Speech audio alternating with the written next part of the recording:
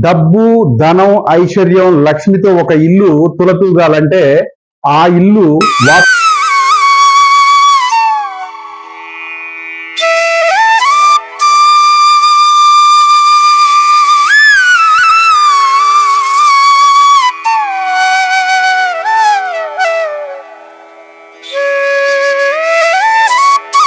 డబ్బు, ధనం, ఐశ్వర్యం, లక్ష్మితో ఒక ఇల్లు తులతూగాలంటే ఆ ఇల్లు వాస్తు నియమానుసారంగా ఉండాలి.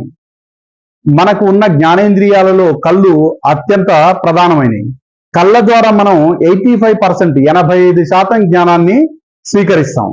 ఈ 85% స్వీకరించే జ్ఞానంలో అత్యంత ముఖ్యమైనవి మనం రంగుని గ్రహిస్తాము, ఆకారాన్ని గ్రహిస్తాము. మనం కళ్ళ ద్వారా 85% గ్రహించడంలో ఏం గ్రహిస్తాము? ఒకటి రంగు, రెండవది ఆకారం. ఈ రెండు చూడడం ద్వారా మనకు జ్ఞానాన్ని అందిస్తాయి. ఈ చూడడం ద్వారా వచ్చినటువంటి జ్ఞానం మనఃఫలకంపై లోతైన ప్రభావాన్ని ఏర్పరుస్తుంది అని చెప్పి వాస్తుశాస్త్రం చెప్తుంది. అయితే చేసే వృత్తులు, వారు ఎంచుకున్న రంగాల ఆధారంగా చాతుర్వర్ణ వ్యవస్థ ఏర్పాటు చేయబడింది. చాతుర్వర్ణ వ్యవస్థ ప్రకారం కక్షా నియోజన్ అంటే ఎవరెవరికి ఏ ఏ గదులు ఏ ఏ దిక్కుల్లో ఉండాలి అని చెప్పి వాస్తుశాస్త్రం చెబుతోంది. అంటే వాస్తుశాస్త్ర నియమానుసారంగా మనం ఆయాది గణితం చేసి పొడవు వెడల్పులను నిర్ధారించుకున్న తర్వాత ఒక పర్టికులర్ ప్లేస్ అంటే మనం నిర్మాణం చేపట్టదలిచినటువంటి ప్లేసు ఎన్ని డిగ్రీలకు ఓరియంట్ అయి ఉంది, దాని యొక్క ఓరియంటేషన్ ఏ విధంగా ఉంది అని నిర్ధారించుకున్న తర్వాత 4 దిక్కులు, 8 దిక్కులు, 16 దిక్కులుగా ఎంచుకున్న స్థలాన్ని విభజన చేసుకొని ఏ ఏ దిక్కులో ఏ ఏ గదులు ఉండాలి, బెడ్రూమ్ ఎక్కడ ఉండాలి, కిచెన్ ఎక్కడ ఉండాలి, డైనింగ్ ఎక్కడ ఉండాలి, హాల్ ఎక్కడ ఉండాలి, ఇట్లా వరుసగా ఏ ఏ గదులు ఎక్కడ ఉండాలి అనేటువంటి అమరికను ఏర్పాటు చేసుకున్న తర్వాత మన కంటికి కనబడేటువంటి విషయాల అమరిక విషయమై వాస్తుశాస్త్రం చాలా ప్రత్యేకమైన శ్రద్ధ చెప్పింది. అందులో మనం ముఖ్యంగా చెప్పుకోవాల్సింది దేవతలు. మనం పూజ గదిని ఏర్పాటు చేసుకుంటాం. పూజ గదిలో అందరి దేవతలను అందరూ పూజించలేరు, పూజించకూడదు. దేవతలు సౌమ్య దేవతలు, ఉగ్ర దేవతలు అని 2 రకాలుగా ఉంటారు.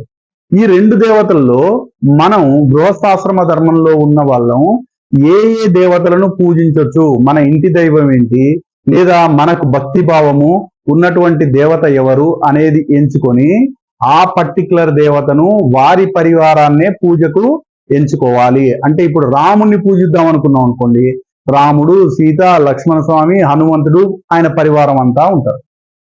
అట్లనే విష్ణుమూర్తి ఆయన పరివారం అంతా ఉంటారు. లేదా శివుడు ఆయన పరివారం, పార్వతీదేవి, గణపతి, ఇట్లా. అదే విధంగా ఉగ్ర దేవతలను, సౌమ్య దేవతలను ఒకే పూజా మందిరంలో ఉంచి పూజించకూడదు. ఇలా పూజించినట్టయితే ఆ ఇంట్లో ఐశ్వర్యం, ధనం, లక్ష్మి తగ్గిపోతాయి. ఉగ్ర దేవతలను, సౌమ్య దేవతలను ఒకే పూజా మందిరంలో ఉంచి పూజ చేయకూడదు అని వాస్తుశాస్త్రం చెబుతుంది. నెక్స్ట్ మనకు పితృలు అంటే తండ్రులు కావచ్చు, తాతలు కావచ్చు, వాళ్ళ తండ్రులు కావచ్చు, మనకు వారి మీద చాలా గౌరవం ఉండవచ్చు. కానీ చనిపోయిన వారి ఫోటోలను ఇంట్లో ప్రముఖంగా కనిపించేటువంటి ప్లేస్లో ఉంచి వారిని పూజించడం కానీ ప్రదర్శనకు ఉంచడం కానీ చేయకూడదు. వాటిని చూడడం ద్వారా ఇంట్లో లక్ష్మి, ధనానికి అభావ్ అంటే కొరత ఏర్పడే అవకాశం ఉంది అని వాస్తుశాస్త్రం చెబుతుంది. కావాలంటే ఇంట్లో మరొక గదిని లేదా మరొక ప్రత్యేకమైన ప్రాంతాన్ని ఏర్పాటు చేసుకొని ప్రత్యేకమైన సందర్భాల్లో వారిని పూజించవచ్చు అని చెప్పి వాస్తుశాస్త్రం చెప్పింది. అదేవిధంగా పూజా మందిరంలో పెట్టేటువంటి విగ్రహాలు లేదా ప్రతిమలు హస్త ప్రమాణం మాత్రమే ఉండాలి, అంతకన్నా పెద్ద వాటిని ఉపయోగించకూడదు. విగ్రహాలను మెయిన్ గా హస్త ప్రమాణానికి మించి ఉంచకూడదు అని చెప్పి వాస్తుశాస్త్రం చెప్తుంది. ఇంకా మెయిన్ గా శివలింగాలు ఇటువంటి ఏర్పాటు చేసినప్పుడు ఫిక్స్డ్ గా ఏర్పాటు చేయకూడదు. ఇంట్లో పూజా మందిరంలో ఏ విగ్రహాన్ని ఏ శివలింగాన్ని కూడా ఫిక్స్డ్ గా ఏర్పాటు చేయకూడదు. సిమెంట్ లో ప్లాట్ఫామ్ లాగా ఏర్పాటు చేసి దాంట్లో కదలకుండా ఉంచకూడదు. అంటే దేవతా విగ్రహాన్ని తీసి శుభ్రం చేసుకొని మళ్ళీ యథాస్థానంలో పెట్టుకునే వెసులుబాటు ఉండేటట్టుగా మాత్రమే ఏర్పాటు చేసుకోవాలి అని వాస్తుశాస్త్రం చెప్తుంది. అట్లా కాకుండా ఉగ్రదేవతలను సౌమ్య దేవతలను కలిపి పూజించడం, లేదా చనిపోయిన ఇంట్లో కుటుంబ పెద్దలను ఎక్కువగా మేజర్ గా కనిపించే ప్లేస్ లో పెట్టి పూజించడం, ఇవన్నీ కూడా ఒక ఇంట్లో ఆర్థిక ధన నష్టానికి కారణమవుతాయి అని చెప్పడం జరిగింది. నెక్స్ట్, గృహస్థాశ్రమ ధర్మంలో లేనివారు, గృహస్థాశ్రమ ధర్మంలోకి రానివారు, గృహస్థాశ్రమ ధర్మంలోకే రాలేదు. వచ్చిన కొంతమంది గృహస్థాశ్రమ ధర్మాన్ని విడిచిపెడతారు. ఇట్లా వీరు గృహస్థాశ్రమ ధర్మాలను వదిలిపెట్టారు. అంతేకాకుండా గృహస్థాశ్రమ ధర్మంలోనికి రానివారు, గృహస్థాశ్రమ ధర్మంలోకి వచ్చి త్యజించిన వారు, అంటే గృహస్థాశ్రమ ధర్మాన్ని, కుటుంబాన్ని, భార్య పిల్లల్ని వదిలేసిన వారు, లేదా సన్యాసంలోకి వెళ్ళిన వారి ఫోటోలను, చిత్రపటాలను ఇంట్లో మేజర్ గా కనిపించేటువంటి ప్లేస్ లో ఉంచరాదు అని చెప్పి, ఎవరి ఫోటోలు? గృహస్థాశ్రమ ధర్మంలోకి రాని వారి ఫోటోలు. గృహస్థాశ్రమ ధర్మంలోకి వచ్చి సంసారాన్ని, కుటుంబాన్ని, భార్యా పిల్లలను త్యజించిన వారు, సన్యాసుల ఫోటోలు ఇంట్లో మేజర్ గా కనబడేటువంటి ప్రాంతంలో ఉంచకూడదు అని చెప్పి వాస్తుశాస్త్రం చెప్తుంది.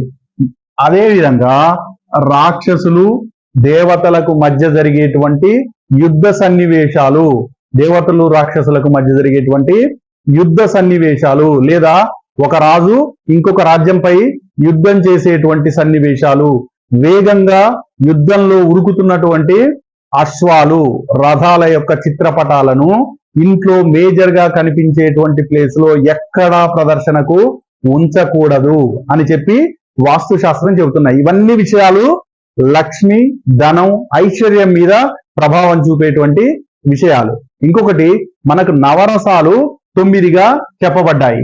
ఏంటి అవి? అద్భుతం, బీభత్సం, వీరం, కరుణ, భయానకం, రౌద్రం, శాంతం, శృంగారం, హాస్యం. ఇవి నవరసాలు. ఏంటివి నవరసాలు?